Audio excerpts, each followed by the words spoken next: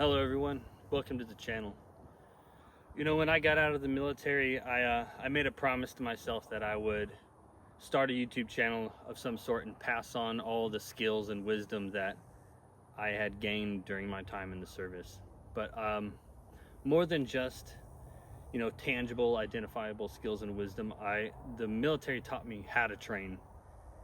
And so if you're familiar with the military decision-making process, if you think about it in the broadest of context, put yourself in an environment or in a scenario with certain constraints, and then you do the analysis and you identify gaps in equipment or in SOPs or in skills, and then you develop the equipment modifications, the SOPs and the skills, and you develop a plan, whether it's training, whether it's modifications to close that gap.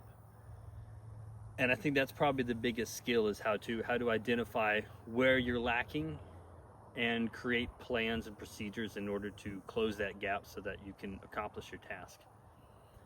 And what little time I did spend in special operations, they were big on thinking outside the box. And you could see that all over the place in history. You know, the gun community is super bad about always doing things the way everyone else has always done things. And if you look back at like the Mac v SOG in Vietnam and the supply specialists there, I mean, they were making their own footwear. And the HK416 came out of special operations. The single point sling came out of special operations, came out of Marine Recon, I believe. And just having the guts to figure things out and not waiting for there to be a problem, to innovate ahead of the curve before things become an issue. And that was super valuable too.